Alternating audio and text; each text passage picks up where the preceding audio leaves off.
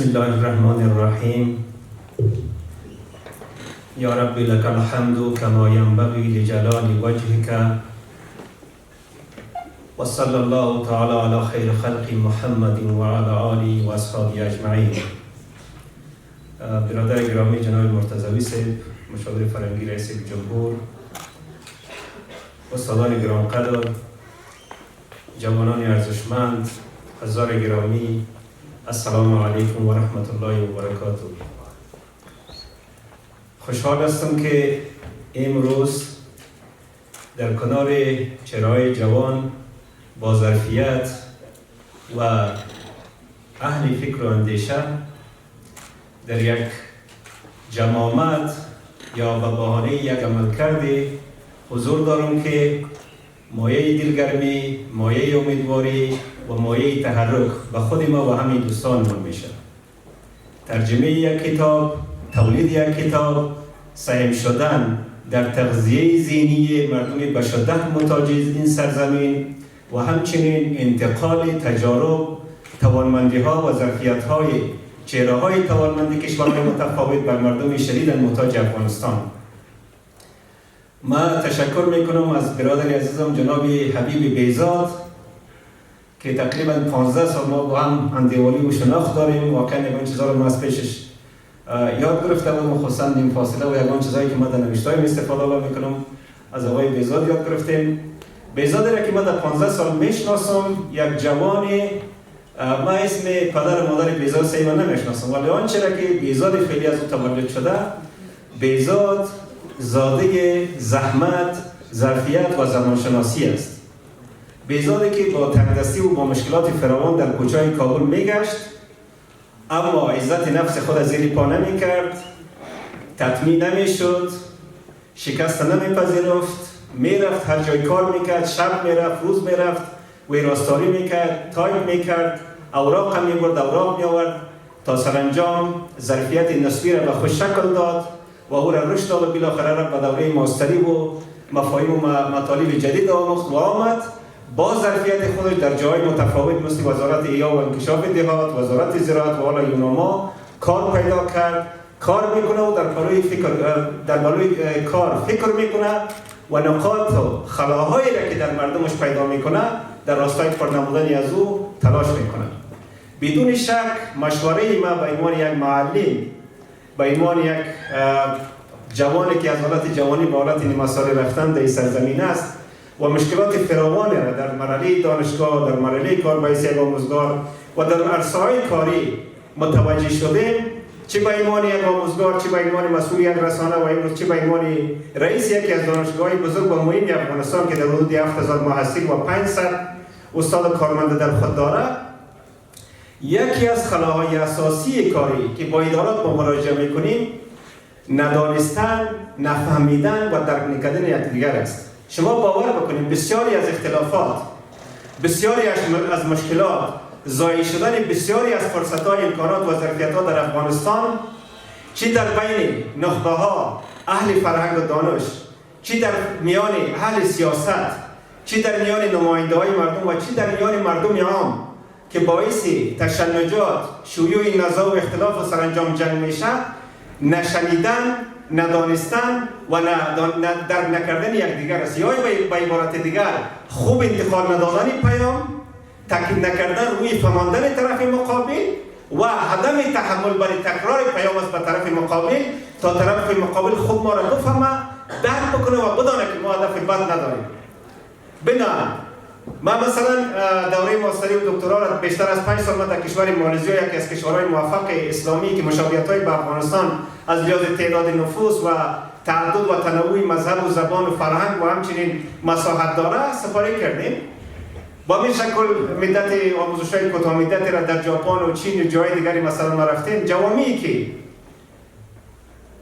زمزمه‌های مبتنی بر تحمل و هدفمندی، انتقال پیام به صورت درست، به همین شکل حوصله‌مندی و درک متقابل و برقراری ارتباطات سالم و انتقال مفاهیم از طریق گفتگوها را ترجیح دادن بر نزاع و جنگ، اونا صاحب زندگی آبرومندانه، انسجام بهتر، محیط مسئول و وجهه ارزشمند بین المللی است کنیم. ما به جای از اینکه فکر تولید بکنیم، به جای از اینکه ما تحلیل و تجزیه و به حساب تحقیق مفاهیم داشته باشیم، ما رفتیم دنبال ایجاد هتل‌های عروسی، دنبال به حساب ایجاد قصابی‌های به حساب زنجیره‌ای، ایجاد خرید و فروش تفنگ، داشتن موترهای زیره‌ای. یعنی ما در ظاهر خودآور هستیم، متأسفانه از لحاظ متوفیق رو محروم ماندیم، فقیر ماندیم. خود ما مصروف به آرستن ظاهر هستیم، ولی دیگران متوجه میشن که ما شدیداً فقیر هستیم از لحاظ محتوا و محیط.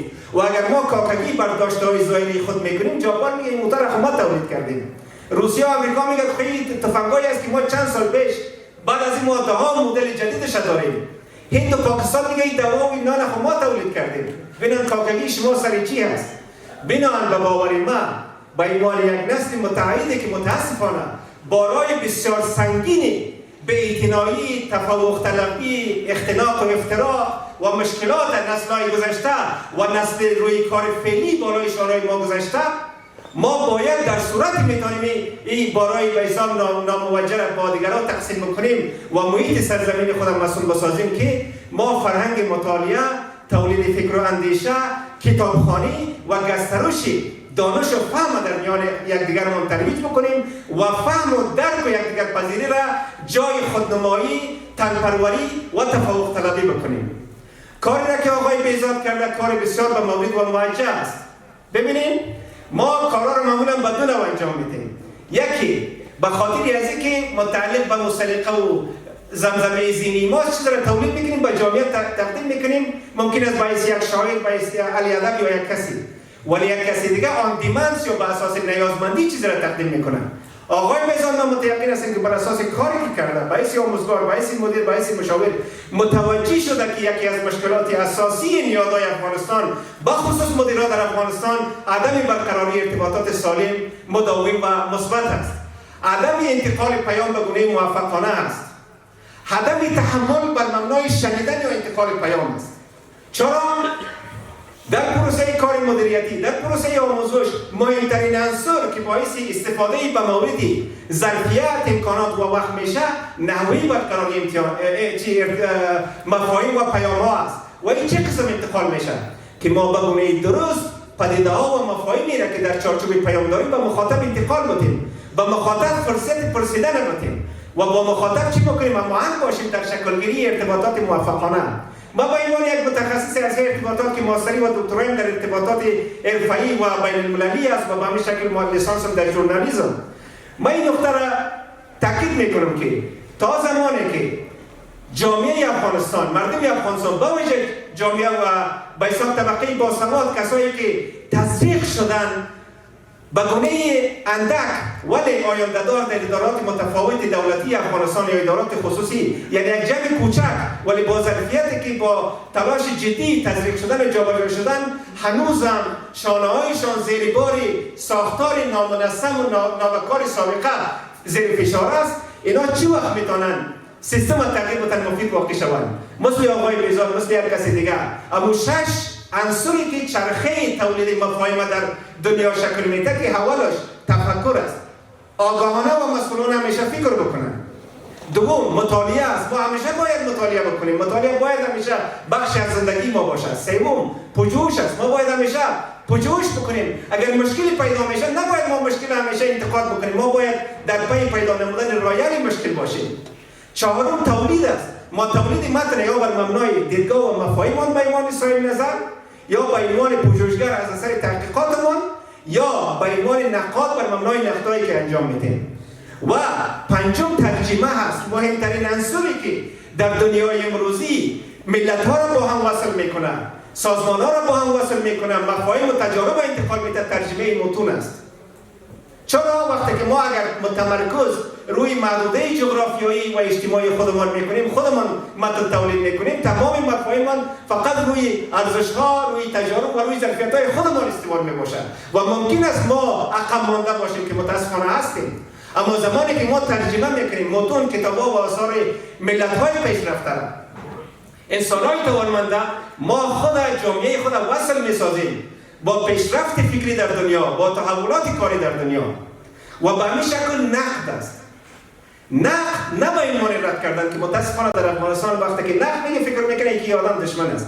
نقد و نمون پروسه پالش زین دوم با فراوردهای زین اول است که را کمک میکنه تا خلاهای خود تکمیل بکنه و نقاط برجسته‌اش برجسته تر بسازه. نقاد دوستی عزیزی همیشه به حساب چی است؟ نویسنده یا ترجمان است. کتاب از جنیفر و مایک، دو آدم نسبتا دارای آثار خوب در عرصه ارتباطات حرفه‌ای بخصوص ارتباطات سازمانی هست، Presentation Skills for Managers که آقای بیزاد او را ترجمه کرده. یکی از کتاب‌های است، البته تنها کتاب و بهترین کتاب نه، ولی یکی از کتاب‌های خوبی عرصه مدیریتی بخصوص عرصه ارتباطات حرفه‌ای و ارتباطات سازمانی است که در این کتاب روی 3 عنصر و 3 پدیده و 3 فاکتور تمرکز میشه. یک، محتوا. ما چگونه محتوا را از دین خودمان، از زمان و از زمین جمع‌آوری میکنیم. ما نباید تمرکزمان فقط روی ذهنمان باشد. هر آنچه که ما گفتیم درست است، این درست نیست. و نباید تمام محتوای ما بالای چیزی را که ما از زمان، یعنی مبتنی بر وقت است، پیدا میکنیم تمرکز بکنیم. چرا قبل از ما کارهای مهم میشه و بعد از ما مردم انتظار دارن. و نباید محدوده زمینی که ما قرار داریم تمام محتوا به این تعلق داشته باشد. زمین وسیع است. ما باید تجارب متفاوت روی هم چی بکنیم، تلفیق بکنیم. ما محتوا را چگونه جمع آوری میکنیم و بعد از او بحث کتابی را که آقای بیزاد ترجمه کرده، مهارت‌های ارائه مطلب برای مدیران، یک بحث ارائه مبتنی بر فناوری که همون پاورپوینت و چیزهای دیگری که به حساب ابزار است ارائه میکنه. بعد از این باید ما همون نوعی ارائه ببینیم. ما با این اگر فکر کنیم در یک رستوران یا خانه میهمان میشیم، اولین کاری که میکنه پشت صحنه است یک غذا را چیزایی را به او آماده میکنه، یک غذا را پخته میکنه. طبعا چیزهای خوبی را به او باید آماده بکنن تا یک غذای لذیذ تهیه شود. به همین شکل ما در محتوا باید اجزا، ارقام، مفاهیم و مطالب ارزنده و مفید و مهم جمع آوری بکنیم و بعد این ما به گونه منطقی کنار هم قرار بدیم. شما ببینید اگر مثلا یک آدم بسیار خوب آشپزی میکنه، غذای خوب تهیه میکنه، ولی برنج در گلاس بگیره، فرنه را در خود دیگ بیاره، به حساب برنج در یک چیز دیگه بیاره، در دسترخوان برنج بیاندازه پیش میهمان بیاره، اصلا میهمان میگه برادر چی وضعیت است؟ بدون از اینکه تجربه بکنه که چقدر لذت داره اصلا آماده نمیشه، ذهنش آماده نمیشه. به همین شکل ما هنگام ارائه در دیزاین و طراحی باید تطابق و مشابهت مناسب میان رنگ، میان اندازه و به حساب فونت کلمه و محتوا. مثلا نمیشه که ما یک بحثی عاطفی را ارائه بکنیم ولی کلمه‌های ما، رنگ‌های ما زننده باشد، یا ما یک بحث سیاسی را ارائه بکنیم کلمه‌های ما کاملا نمود عاطفی و یک چیز بسیار ملایم باشه. یعنی هر چیز باید ما هم از لحاظ اندازه و رنگ مسائل چی بکنیم در نظر بگیریم. و بحث سوم ارائه هست که ما چگونه ارائه میکنیم. ما در عرصه ارائه مهم شخص ارائه کننده نیست. ببینید یک چیزی که در افغانستان همیشه اشتباه تلقی میشه و باعث کاهش حد تاثیرگذاری فراورده میشه، نویسنده و ارائه کننده خود مهمترین عنصر تو نیست. نویسنده و ارائه کننده مثل اونمو خسته یا مثلا خسته توتی است که وقتی که از او یک جوانه سر میزنه درخت بزرگ توت شکل میگیره و سالم میوه میده ولی خود از اون کس زیاد مهم نیست، اما هر با او توجه کرد خودش رو در زیرش میاد. هنگام ارائه نباید خود آدم سر خود تمرکز بکنه بلکه سر مخاطب خود و پیام خود. اول مهم مخاطب است و بعد پیام. چرا؟ ما برای پیام برای مخاطب پیام خود انتقال میدیم. موضوعی که خیلی مهم است فرهنگ کتابخوانی، کاری را که آقای بیزاد کرده قبل از این کارهای دیگر را کرده، کاری ارزنده و ارزشمند است و تمام جوانای ما باید کاری ارزشمند چنین را بکنن. یک توافق دانشگاهی که من دوره دکترا را پژوهشش انجام میدادم، ما با ژاپن رفتم. یک و حساب در عرصه ارتباطات ما یک پژوهش مشترک با یک دانشگاه ژاپنی داشتیم. ژاپنی‌ها یک باور دارن، من با دیگه‌اش کار ندارم، کسایی که دانشجو و دانش آموز هستند اول کتاب میخرن بعد پول میگذارن برای نان خوردن. یعنی وقتی که پولی رسم برشان میتن کتابش اول میخره یا روزنامه را، پولی که باقی مان نان میخره. در مالزیا چی کار میکنن؟ مالزیا پولی را که سباور هم نان میخره و هم کتاب، یعنی هردیش هم زمان ارزش میتن. ولی در افغانستان چی میکنن؟ پولی را که داشت نان میخره متوقعش یا ساجق میخره یا به حساب بسکت میخره یا اصلا کتاب در جمله گزینه ها نیست.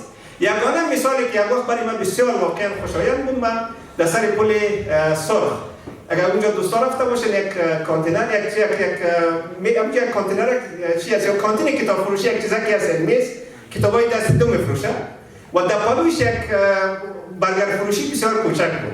یک دختره که 12-13 ساله آمد اونجا، من یک کتاب دیدم پایین شدم برای همون برگر فروش میگم که کاکا جان این برگری برای من 20 روپیه بده که من 30 روپیش من کتاب میخرم.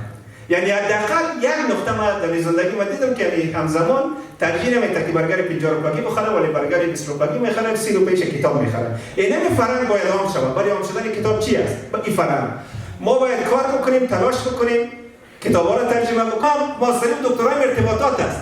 ما کتاب ارتباطات سیاسی نوشته کردیم، ما کتاب مهارت‌های به حساب مذاکره و مناظره نوشته کردیم، ما کتاب از مهارت‌های نرم سرمایه انسانی و توسعه انسانی که اکثرش آقای بیزاد چی کرده؟ طراحی کرده یا به حساب روخانی کرده.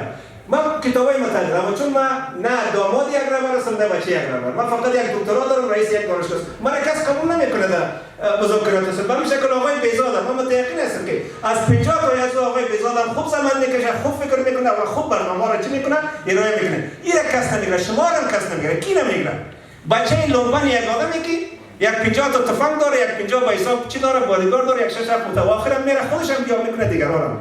خواهش ما این است که ما دو کاری اساسی را بکنیم برای تحول اساسی در افغانستان. چرا ما با کشورهای رفتیم دو کار کردن تغییرات آمده. اگر نکردن برای همیشه نوکر ماندن. یک ما باید برای روشنسازی از رامی آمد در جامعه بدون تمیز و تعصب ما تلاش بکنیم. بدون از اینکه بگیم که از فلان قوم است. مثلا ما ممکن است کسایی که وابسته به قوم ولایت اسماس ولایت بدخشان و تاجیک هستند به خاطر از اینکه زورمندای اون منطقه را خوش نداره دوستایی که کتاب نوشته میکنه و بنوی ممکن است وابسته به یکی باشه برای هیچ وقت در رونمایی کتاباشون سخنرانی نمیگیرن. ولی آقای بیزاد از یک قوم متفاوت از یک منطقه متفاوت است ولی من اولین نفری که باید سخنرانی بکنیم یادداشت میگیرم و ما آمدیم امروز کار بسیار زیاد داشتیم و بسیار با احترام آمدیم و خوشم است. دلیلش چی است؟ که ما سرنوشت مشترک، ماهیت مشترک داریم. ماهیت هویت رواری میکنه، نه اینکه هویت ماهیت رواری میکنه. گپ دوم چی است؟ گپ دومی است که ما با ظرفیت سازی و استادگی سیاست افغانستان، کار افغانستان و معاملات و معادلات افغانستان از میراث شدن خارج بسازیم. ما نگذاریم که همیشه نسل در نسل یک آدم اگر خودش مرد یک بچه دیوانه سری باقی باشه در قبال ما تصمیم بگیره. ما باید تلاش بکنیم بفهمانیم. البته فعلا روانی جمهوری اسلامی افغانستان جناب رئیس جمهور و دوستای کسی یک دیدگاه خوبی داره.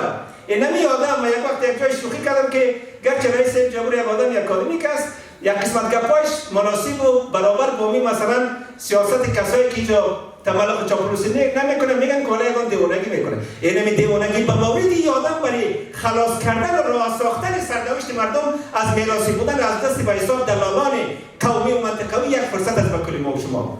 ما باید تلاش بکنیم، باید کوشش بکنیم، متن تولید بکنیم، فکر تولید بکنیم، مطالعه بکنیم و جایگاه واقعی خود در کنار هم بدون درداشت تفاوت‌های قومی هویتی و سلیقه‌ای پیدا بکنیم تا هم خودمان دارای یک جایگاه زندگی مسئول در کشورمان باشیم و وقتی هم که در بیرون رفتیم برای ما به شک نگاه نکنن که هر قدر آدم یا برومندانه باشیم فکر کنه چند کیلو هیروئین داره یا مثلا چند تا بم در بغل بغلش بسته‌کردگی است. در حالی که کل جنایت یک قشر کوچک میکنه ولی کلی ما زیر شک جامعه جهانی هستیم. دلیلش چی است؟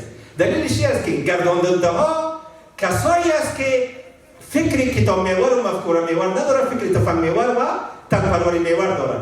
ما یک بار دیگر از جناب بیزاد صاحب و نشر واژه و نمارسانه که دنیایی است که واقعا حرفه‌ای و هدفمندانه کار میکنن این کار مهم تبریک میگم و امیدوار هستم که دوستای دیگه هم وقتشان، ظرفیتشان و زمانشان صرف کاری بکنن که هم جایگاه خودشان برجسته بسازن و هم برای خود و وطنشان خدمت بکنن. و السلام علیکم و رحمت الله و برکاته.